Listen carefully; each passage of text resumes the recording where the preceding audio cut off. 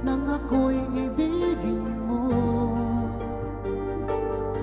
Di makapaniwala ang damdamin ko. Lagi kong tanong sa sarili ko, bakit ako ang siyang minahal mo? Salamat at ako'y inibig mo. Binuhay mo ang puso kong manhid. Kung ito'y isang panaginip lang, ayaw ko na sanang gumising pa. Baka maglaho ka.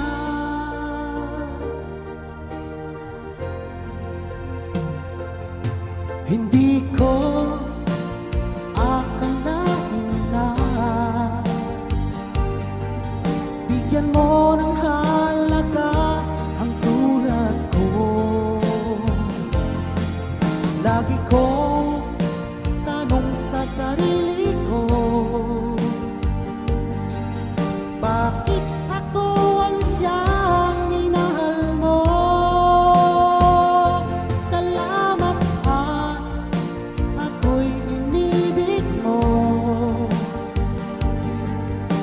Binuhay mo ang puso kong manhid. Kung ito'y isang panaginip lang,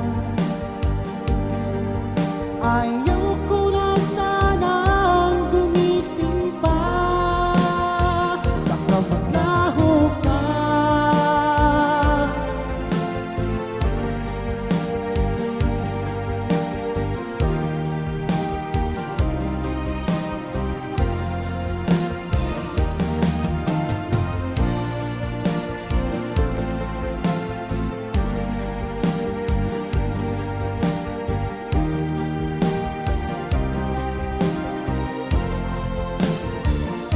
Salamat at ako'y inibig mo. Binuhay mo ang puso kong manhid. Kung ito'y isang panaginip lang, ayaw ko na sanang gumising pa. Salamat at ako'y inibig mo. Binuhay mo ang puso kong manhid. Kung ito'y isang panaginip lang, ayaw ko na sanang gumising pa. Baka maglaho ka.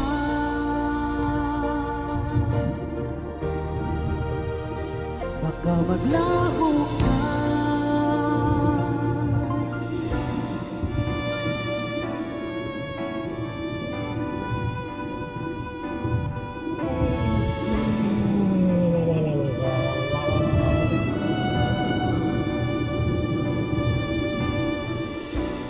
Bakit ako'y iniwan mo? Labis na akong nagdurusa. Araw at gabi akong lumuluha. Ano ang dapat kong gawin kung ang puso ko'y hinahanap ka pa? Tuluyan na ako'y nilisan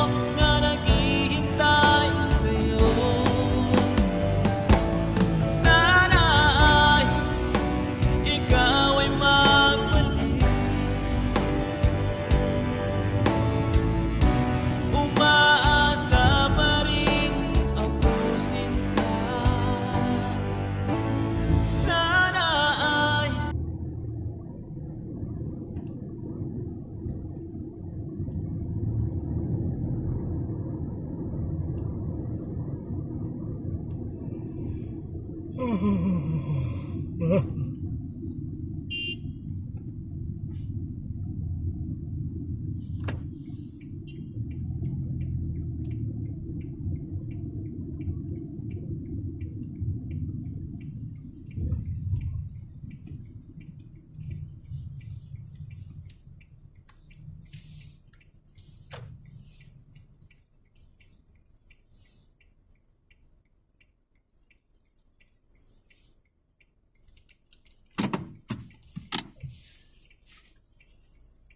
dumating na tayo sa aking destination.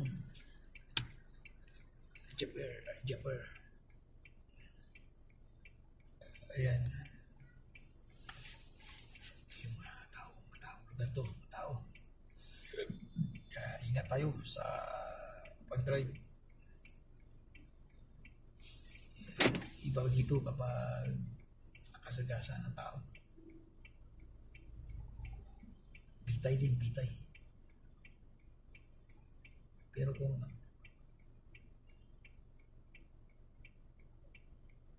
may pera ka, pwede bayaran. Pero wag natin gawin yun.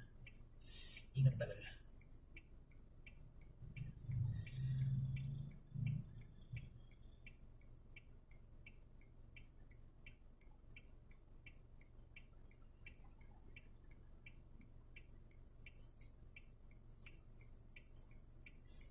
So mag-visit muna ako sa ating pasahero teacher.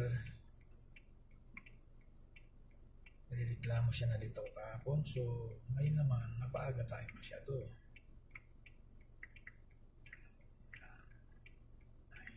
Alright, waiting outside. Yan. Confirm. 9:30. Sabi niya.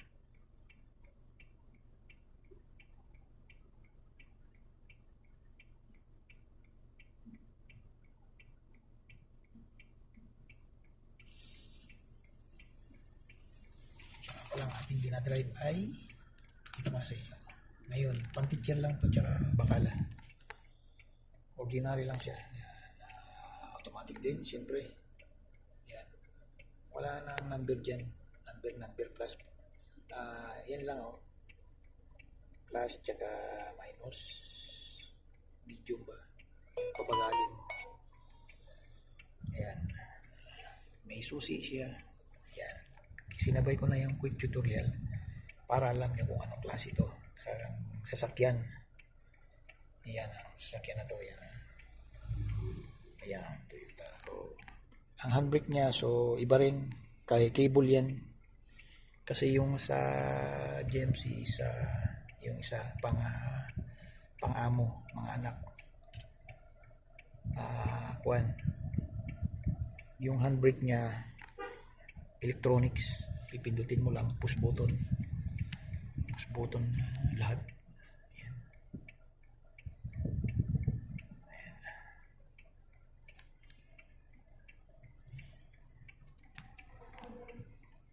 So pag ipaparada mo, siyempre sure mo na naka-handbrake para safe. Tapos yan, naka-park ka. Ayan, park. So, ayan.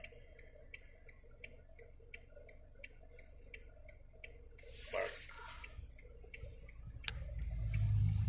Ayan. Yan ang ating ngayon. So, ito yung ginagamit ko araw-araw pang bakala, pang teacher.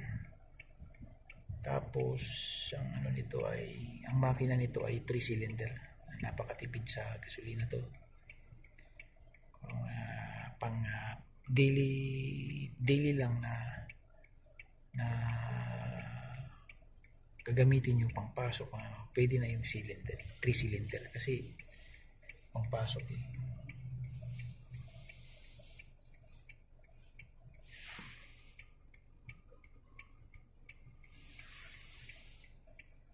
Pag araw-araw delikado yung magastos sa gasolina, yung mas malaki pa sa 3 cylinder, kahit taxi pa yan o ano ba yan, mas maganda 3 cylinder na lang kung malalapit lang naman, hindi naman long rides.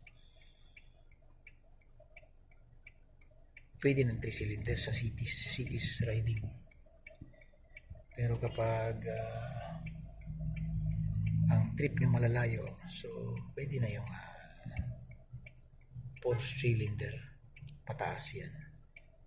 Malayo na, hindi hirap yung makina. Hindi hirap. Pero kung wala talaga, 3 cylinder lang yung car nyo, alalay lang sa takbo, pahinga-pahinga sa biyahe. Yung siguro yung 4 hours na biyahe malayo yun. Siyempre, papahinga mo yung car mo. Stop over ka sa mga kainan. Yan, pahinga siya. Pero hindi yun palagi araw-araw. Yan mo yung biyahe mo ng ganun kalayo. Minsan lang ba? Minsan lang. Malayo rin mararating. Kahit 3 cylinder din siya. Pero nasa paggamit niya ng tao. Kung kaskasiro ka, wala din. Laspag din ang sasakyan.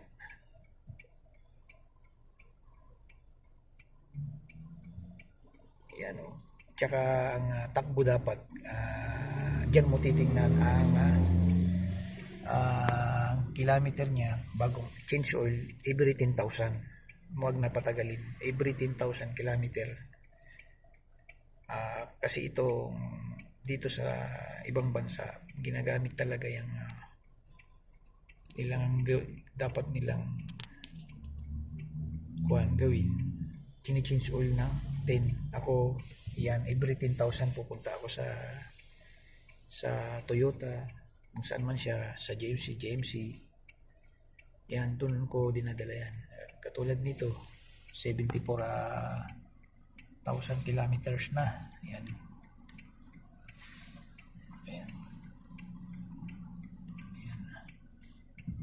Malapit ko na ko itong dalhin. So nasa 80,000 kilometer dadalhin ko na siya sa service change oil. Ayan guys, ayan muna ating quick tutorial. Bye bye, support everyone.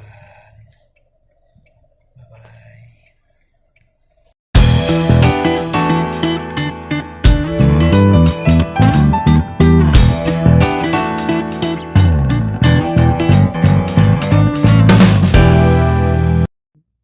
Thank you for watching. Drive safe.